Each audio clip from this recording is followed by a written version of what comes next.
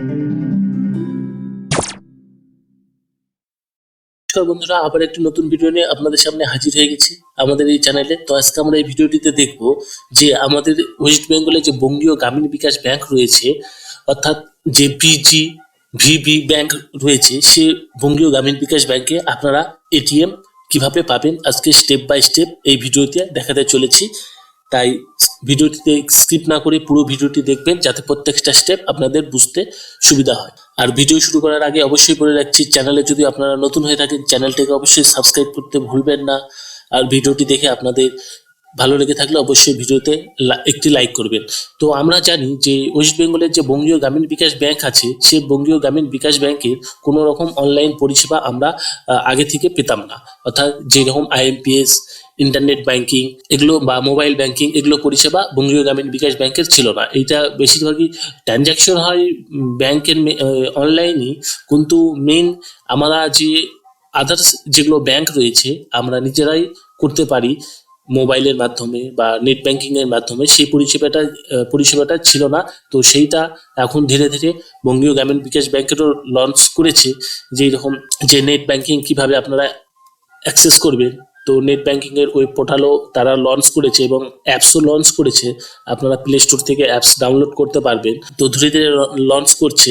তো অনেক ক্ষেত্রে আপনাদের এটিএমও ছিল না, আর যেগুলো এটিএম ছিল সেগুলো খুব কম কাস্টমারেরই ছিল।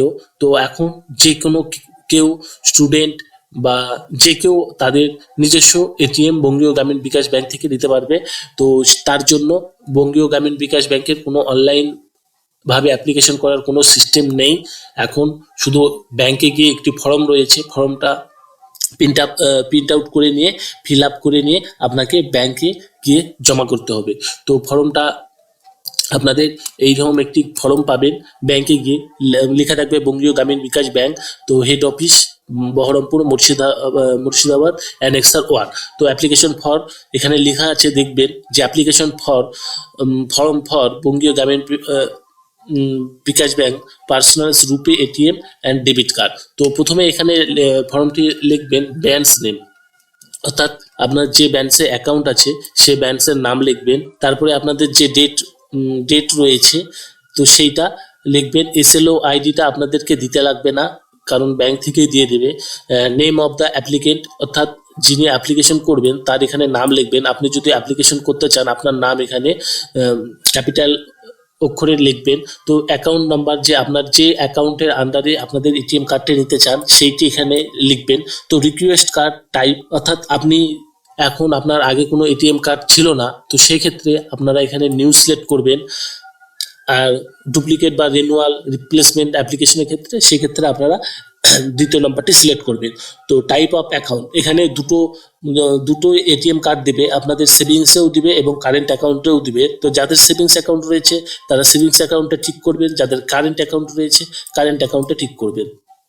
তো তারপরে সিম্পলি আপনাদের পার্মানেন্ট অ্যাড্রেস এখানে চাইবে। তো আপনাদের village, post, district, PS, pin number এগুলো দিয়ে আপনার সঠিকভাবে ফর্মটি ফিল আপ করবেন। তো তারপরে আপনাদের আসবে কমিউনিকেশন অ্যাড্রেসও আপনাদের এখানে সেম দেবেন। তো এখানে কেওয়াইসি ডকুমেন্ট চাইবে। তো কেওয়াইসি ডকুমেন্টের ক্ষেত্রে আপনারা যে কেওয়াইসি ডকুমেন্ট রয়েছে এখানে আপনাদের প্যান কার্ডটি আপনাদের মাস্ট লাগবে এটিএম কার্ড নিতে গেলে। তো আপনারা প্যান কার্ড অবশ্যই দিতে লাগবে, প্যান কার্ডের জেরক্স, আধার কার্ডও দিতে লাগবে। তো তারপরে আপনাদের যে ভোটার কার্ড আছে তো ভোটার কার্ডও দিতে লাগবে। তো এখানে দেখতে পাবেন এখানে যে কোনো দুইটো ডকুমেন্টস সিলেক্ট করতে বলেছে। তো আপনারা বেশিরভাগ ক্ষেত্রেই প্যান কার্ডটা তো লাগবেই। তো আধার কার্ড প্রত্যেকটা লোকেরই আছে। তো আধার কার্ড আর প্যান কার্ড, বা যাদের এখনো ভোটার কার্ড হয়নি তো সেক্ষেত্রে আপনাদের এখানে প্যান কার্ড, আধার কার্ড অবশ্যই দিতে লাগবে 18 বছরের নিচে যাদের রয়েছে। তো এখানে অবশ্যই লিখিয়ে দিয়েছে যে KYC document requirement any two, অর্থাৎ দুইটা ডকুমেন্টস লাগবে। তো select address for delivery of the card, তো আপনি কোন অ্যাড্রেসে দিতে চান। যদি আপনার পার্মানেন্ট অ্যাড্রেস আলাদা হয় এবং কমিউনিকেশন অ্যাড্রেস আলাদা হয়, তো সেক্ষেত্রে কমিউনিকেশন অ্যাড্রেসে আপনারা নিতে চাইলে তো এইটাতে টিক করবেন, আর পার্মানেন্ট অ্যাড্রেসতে নিতে চাইলে আপনাদের পার্মানেন্ট অ্যাড্রেসে টিক করবেন। তো আপনার এখানে অবশ্যই আপনার যে মোবাইল নাম্বারটি রয়েছে, তো মোবাইল নাম্বারটা আপনাদের অবশ্যই আপডেট দিতে লাগবে, কারণ আপনাদের যে অ্যাকাউন্টে যদি পুরাতন মোবাইল নাম্বার থেকে থাকে, তো সেক্ষেত্রে কিন্তু আপনি যদি এটিএমটি পাওয়ার পর যদি নেট ব্যাঙ্কিংয়ে রেজিস্ট্রেশন করতে চান, সেক্ষেত্রে কিন্তু আপনি নেট ব্যাঙ্কিংয়ে রেজিস্ট্রেশন করতে পারবেন না।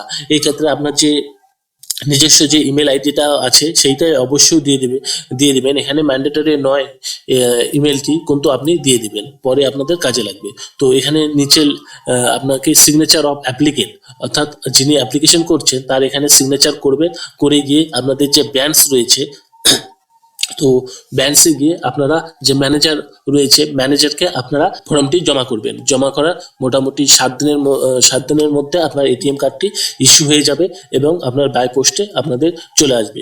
তো এখানে আপনাদের জেনারেল টার্ম অ্যান্ড কন্ডিশন বলে কিছু আছে দ্বিতীয় পেজে, তো আপনারা সেক্ষেত্রে আপনাদের টার্ম অ্যান্ড কন্ডিশনও দেখতে পারবেন যে কি কি রয়েছে। তো এখানে পিন কার্ড কিভাবে আপনাদের জেনারেট হবে, তো সেইটাই আপনারা দেখতে পাবেন। Never keep your ATM card and pin, এখানে পিন কার্ডের কিছু ডিটেলস রয়েছে, সেগুলো আপনারা চাইলে ভালো করে দিতে পারবেন। টার্ম অ্যান্ড কন্ডিশন করে এখানে নিচে আপনাদের সিগনেচার করে ফর্মটি জমা করবেন। তো করার পর এখানে 3 নাম্বার যে রয়েছে, তো আপনি ফর্মটি যে জমা করেছেন এইটা অফিসে ফিল আপ করে আপনাকে যে একটি রিসিপ্ট কপি হয়, সেইটা আপনাকে এখান থেকে অ্যাপ্লিকেশন করে সিল সিগনেচার করে দিয়ে দেবে।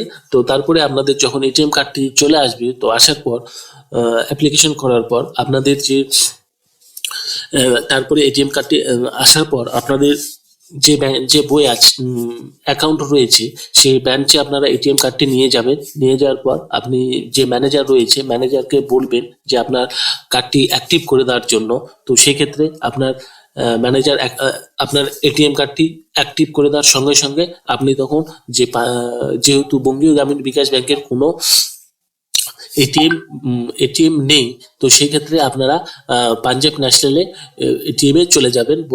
প্রথমে গিয়ে আপনারা আপনাদের মোবাইলে একটি ওটিপি দেবে, ওটিপিটি দেওয়ার পর আপনাদের যে পিন যেভাবে নর্মালি অন্য ব্যাংকের চেঞ্জ করে, তো সেক্ষেত্রে আপনারা সেইভাবে আপনারা পিনটি চেঞ্জ করে নিতে পারবেন। তো তারপরে আপনাদের যে বঙ্গীয় গ্রামীণ বিকাশ ব্যাংকের যদি নেট ব্যাংকিং অন করতে চান, তো সেক্ষেত্রেও আপনারা net banking password pin number generate হয়ে যাওয়ার পর, এটিএম কার্ড অ্যাক্টিভ হয়ে যাওয়ার পর আপনারা নেট ব্যাংকিংয়ে আপনারা চালু করতে পারবেন।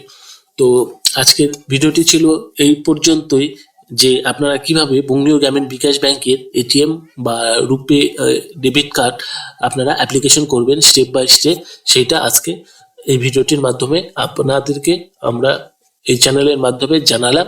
তো আমরা আবার নেক্সট ভিডিও নিয়ে আবার আপনাদের সামনে হাজির হয়ে যাব। ধন্যবাদ।